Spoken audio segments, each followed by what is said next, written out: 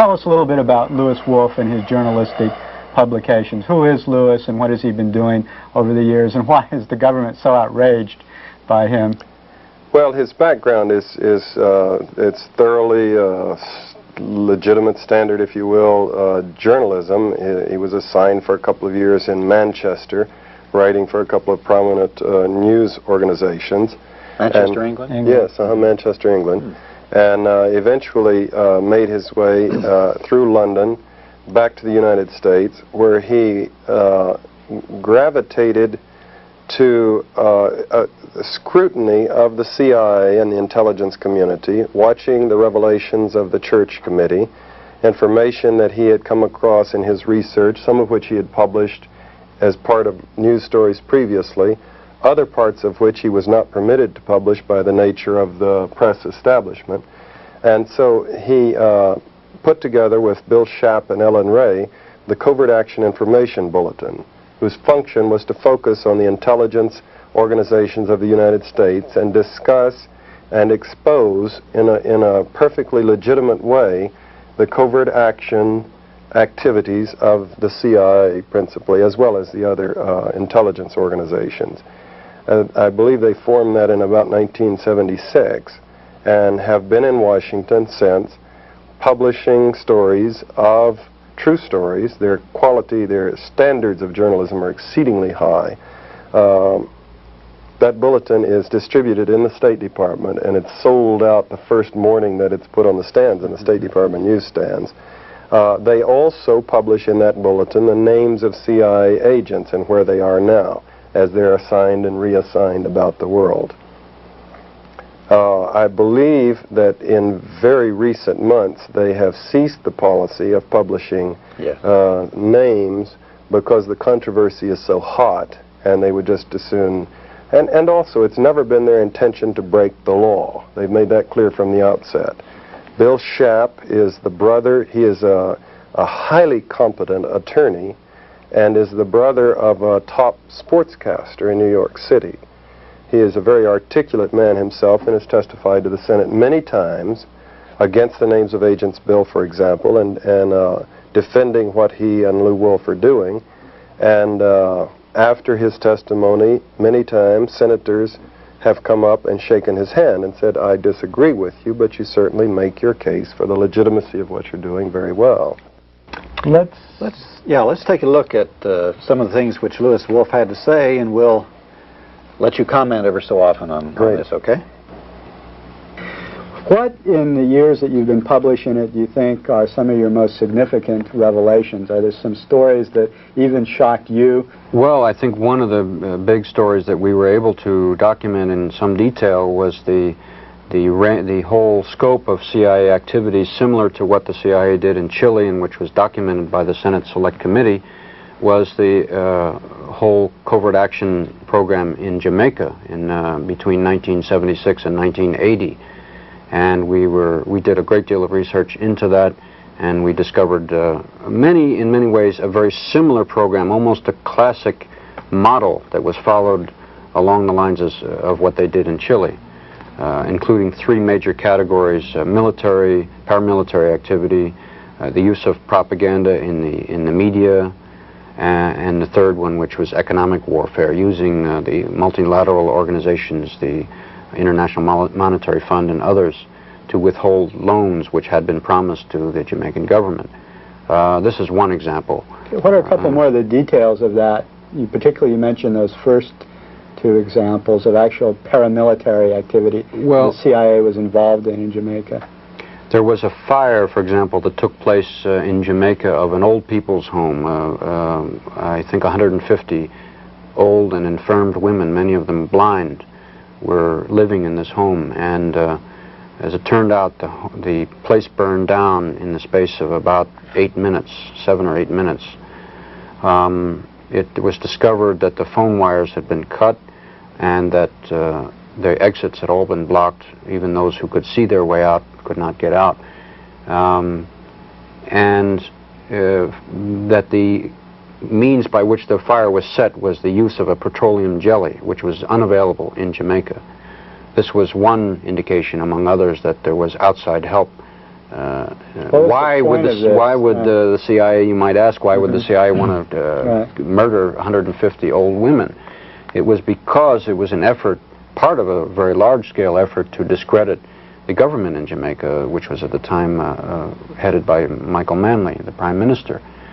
There were images produced of Michael Manley in the media, in the Daily Gleaner, which was the newspaper which the United States, through the CIA, helped to support. And there is a good deal of evidence of that. There were images of Michael Manley showing a death mask. I mean, it was his face which had been somehow made to look like a death mask, although it was pretending to be a photograph of him. And there were many ways to try and discredit him. This is very, very similar, in fact, to what the CIA did to try and discredit Salvador Allende in Chile. If you remember, Richard Nixon instructed the CIA in a meeting which was in 1970 in the White House, and there was a document in the Senate report which is reprinted, and he said, "Make the economy scream." Those were his words. And that's, of course, what the CIA proceeded to do in Chile, and that's what they also did in Jamaica. They also furnished a lot of munitions and assistance to the terrorist squads that were going around killing people in the cities and also in the countryside in Jamaica as well. That's correct. Well, John, you had a trip down to Jamaica, and you saw a lot of these things about Jamaica with your own eyes, right? Yes, indeed. A very moving, a very interesting trip to me to see a target country at a time in the height of a CIA operation when I was completely outside. So there's no way that I could see the problem that journalists have always had when the U.S. government was targeting on a country in a situation, trying to destabilize it, overthrow, or manipulate the elections or whatever, of trying to figure out what's going on when you don't have access to all of the flow of cables and the discussions in National Security Council meetings and whatnot for the planning. I observed that from published information, the CIA station there was quite large for that size of a country. It was huge, in fact. It was bigger than any station I knew of in Africa, although Jamaica was a fairly small island with 2 million people. That's typical of when the CIA has got a big operation going in a place. They beef up the station and beef up the offices back stateside. The tone and flow of articles in the Gleaner was, of course, as Lou says, definitely a chapter out of Chile or a chapter out of the Angolan operation. Every indication of a massive CIA operation going to destabilize the government, to make the economy scream, and in that case, I would say that probably someone got promoted for that one, probably several people. Because Manley was run out of office. Because it worked. By a legitimate election. Without a scandal, without an assassination, without the things that have caused the CIA so much grief, Manley, a champion of social democracy, of giving the people a piece of the pie, was thrown out of office, and an arch-capitalist was put in office. And again, there was minimal adverse publicity.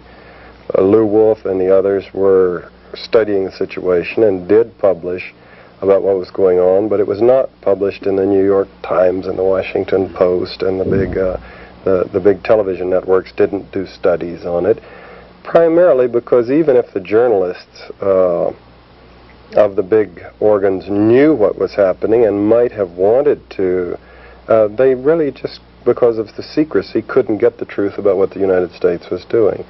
One interesting thing was that the effectiveness of the liars in our government, you know, the duplicity. When we formed the CIA, we committed our leaders to having two policies, as Lou says, the rhetoric, the public statements, and the truth about what United States policy is. So an interesting measure of presidents is how effectively they lie. Interesting discussions that occur inside the CIA is about lying. Would you lie? You know, you're the DDO and you're going to testify to the Senate, and serious discussions. Are you going to lie? Because if you do, it's perjury, and there's a chance you could go to jail, and yet, you know, the organization expects you to lie. President Carter was one of the most effective liars I have ever watched on television and through the media. As a poker player, man, I would never go up against that man. He could look at that camera and say things that obviously he knew were completely and totally false. And I would study his expression, and I could detect nothing except occasionally a little wisp of a smile that wasn't consistent with what he was saying, like he thought it was funny. But one of his more classic tick, actually. Yeah, well, the smile that I was referring to wasn't that. It was just a kind of like he was repressing a grin, like he thought it was funny. How he rationalized these things, I don't know. But one of his most conspicuous lies was when he sat down with Manley just a few weeks before the elections in Washington and told him face to face that the CIA, don't have the CIA doing anything to destabilize you or your government. We have no such program going, when obviously he did. And he pulled it off to the point where even Manley was troubled. Very effective liars.